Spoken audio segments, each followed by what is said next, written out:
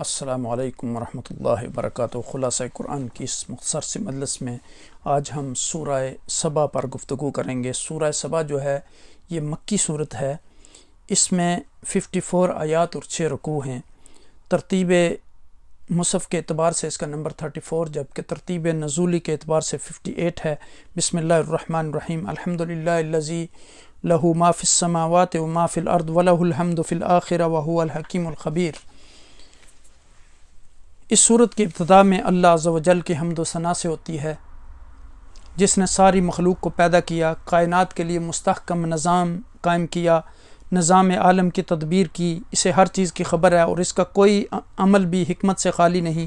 اس کے بعد مشرکین کے بارے میں بتایا گیا کہ وہ حساب و جزا اور مرنے کے بعد کی زندگی کا انکار کرتے ہیں۔ اللہ نے اپنے نبی کو حکم دیا کہ آپ اپنے رب کی قسم کھا کر کہیں کہ قیامت آ کر رہے گی اور پھر نیکوکاروں کو سزا ضرور ملے گی۔ اس کے علاوہ جو اہم مضامین سورہ سبا میں مذکور ہیں وہ درج ذیل ہیں۔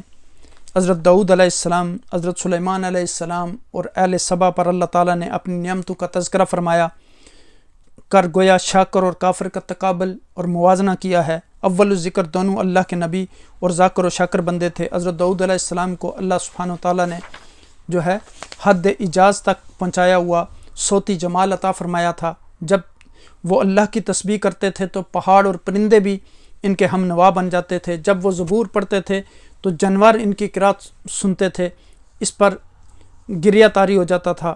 اللہ نے ان کے لیے لوہا نرم کر دیا تھا، وہ اسے جس طرف چاہتے موڑ لیتے اور جو کچھ چاہتے اس سے بنا لیتے۔ انہوں نے کارخانہ بنا رکھا تھا جس میں لوہے کی مضبوط زریں بنتی تھیں۔ اسے دنیا کی پہلی سٹیل مل بھی قرار دیا جا سکتا ہے۔ جیسے اللہ تعالیٰ نے حضرت داؤد علیہ السلام پر خصوصی انعامات کیے تھے، اسی طرح حضرت سلیمان علیہ السلام کو بھی خوب نوازا تھا۔ انہیں اللہ نے پرندوں کی بولیاں سکھائی تھیں، ان کے لیے تانبا جو ہے بہتے ہوئے چشمے کی شکل اختیار کر لیتا تھا، اس سے جو چاہتے بسولت بنا لیتے۔ جنات ان کے تابع تھے، ان سے آپ تعمیرات اور حمل و نقل کا مشکل ترین کام لیتے۔ ان کے لیے ہوا کو مسخر کر دیا گیا تھا۔ آج کل جیسے ہوائی جہاز ہوتے ہیں، جنہیں آپ کا ہوائی تخت تھا جو 2 ماہ کی مسافت دن کے تھوڑے سے حصے میں طے کر لیتا تھا۔ اللہ تعالیٰ کی ان محیر العقول نعمتوں کے باوجود دونوں باپ بیٹا فخر و غرور کا شکار نہ ہوئے اور ذکر و شکر سے ایک لحظہ بھی جو ہے وہ غافل نہ رہے۔ جبکہ عمومی صورت انسان کی یہ رہی ہے کہ اللہ تعالیٰ کے بندوں میں سے شکر کرنے والے بہت تھوڑے ہوتے ہیں۔ دوسرا قصہ جو یہاں بیان ہوا ہے وہ اہل سبا کا ہے۔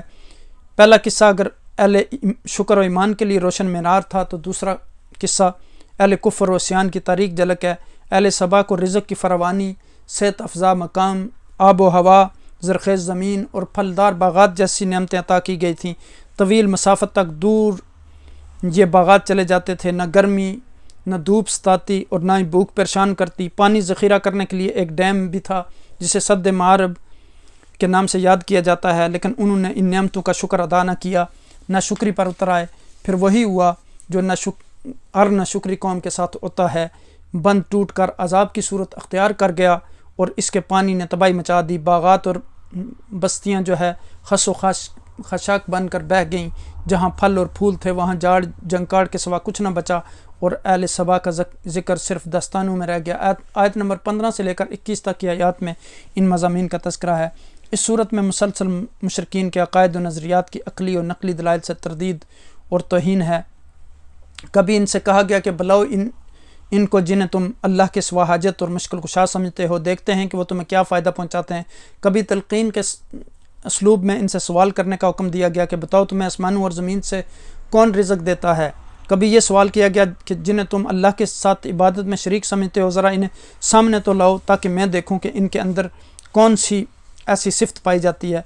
پھر اس سورہ مبارکہ میں اگر آپ غور کریں تو حضرت داؤد علیہ السلام کا قصہ، اہل سبا کے غرور و تکبر کا واقعہ، اور آخر اس صورت کی ابتدا میں دنیا اور آخرت میں اللہ تعالیٰ کے لیے حمد، زمین میں داخل ہونے والی اور اس سے نکلنے والی چیزوں، آسمان سے نازل اور اس کی طرف عروج کرنے والی چیزوں کا علم اللہ تعالیٰ کو ہونے کا بیان ہے۔ منکرین نے قیامت کے انکار میں جواب میں فرمایا کہ قیامت ضرور آئے گی۔ آخری آیات میں فرمایا کہ روز حشر کفار کی خواہش ہوگی کہ عذاب نجات ٹل جائے، مگر ان کی یہ خواہش پوری نہیں ہوگی۔